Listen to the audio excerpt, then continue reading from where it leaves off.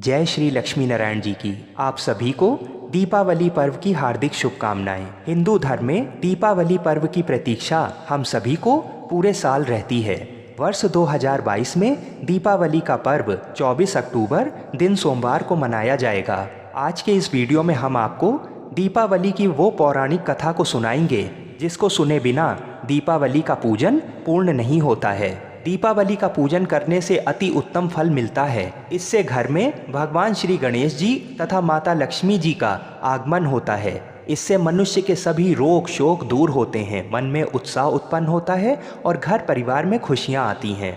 तो आइए दीपावली की पौराणिक कथा को सुनते हैं। एक नगर में देवी प्रसाद नामक बड़ा सेठ था। वह भगवान गणेश और माता लक्ष्मी का परम भक्त था। उसके 3 पुत्र थे। उसका व्यापार बहुत उत्तम रीत से चल रहा था। वह सामाजिक कार्यों में भी पर्याप्त दान दिया करता था। जब उसके लड़के बड़े हुए तो उसने क्रमशः सभी का विवाह कर दिया। तीनों ही लड़के अपनी अपनी पत्नियों के साथ में अलग अलग घरों में जाकर रहने लगे। इससे सेठ का व्यापार धीरे धीरे स्थिर होने लगा और उसके घर में दरिद्रता आने लगी। उधर तीनों लड़के भी दरिद्रता में ही जीवन यापन कर रहे थे। इसी प्रकार से पूरा परिवार ही हताश निराश हो गया था। अपने भक्त की दुर्दशा को देखकर एक दिन भगवान गणेश एक महात्मा का रूप धारण करके उस सेठ के घर पर पधारे। तब सेठ ने उनका स्वागत सत्कार किया और उनसे अपनी दरिद्रता के निवारण का उपाय पूछा। तब महात्मा जी ने कहा, हे सेठ, कार्तिक मास की अमावस्या के दिन तुम अपने घर पर भगवान गणेश एवं माता लक्ष्मी का पूजन करो। इसमें अपने तीनों लड़कों को भी बुलाओ।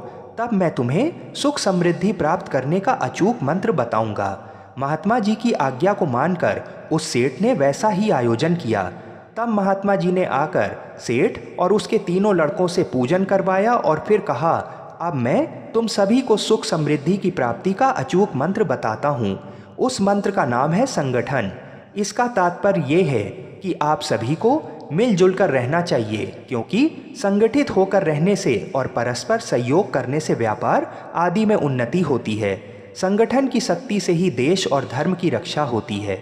संगठन से ही भगवान गणेश का आशीर्वाद प्राप्त होता है, अर्थात सद्बुद्धि आती है। संगठन से ही माता लक्ष्मी की कृपा प्राप्त होती है, अर्थात धन संपदा में निरंतर वृद्धि होती है। यूं तो भगवान श्री राम अकेले ही रावण आदि राक्षसों का वध करने में समर्थ थे, लेकिन संगठन के महत्व को प्रदर्शित करने के लिए ही उन्होंने सुग्रीव आदि वानरों से मित्रता की और सबके सामूहिक सहयोग से ही लंका पर विजय प्राप्त की। इसलिए आप सभी को परस्पर संगठित होकर रहना चाहिए और एक दूसरे के प्रति वैमनस्य की भावना रखनी चाहिए। महात्मा जी द्वारा दिए गए उपदेशों को सुनकर उन सभी को ज्ञान की प्राप्ति हुई। फिर उस सेठ के तीनों लड़के वापस अपने घर आ गए और सभी लोग मिलजुल कर रहने लगे। इससे उनके व्यापार में पुनः प्रगति हुई और उनको अपार धन संपदा की प्राप्ति हुई। इस प्रकार से जो लोग दीपावली पूजन के समय इस कथा का पाठ करते हैं और इसमें बताए गए मार्ग पर चलते हैं, उनको भगवान गणेश और माता लक्ष्मी का आशीर्वाद प्राप्त होता है। ऐसे मनुष्य शीघ्र ही उन्नति के शिखर पर पहुंच जाते हैं। बोलिए भगवान गणेश और माता लक्ष्मी की जय। आप सभी को दीपावली पर्व की हार्दिक शुभकामनाएं। भगवान श्री लक्ष्मी नारायण जी हम सभी की मनोकामनाओं को पूर्ण करें। जय श्री राधे कृष्ण।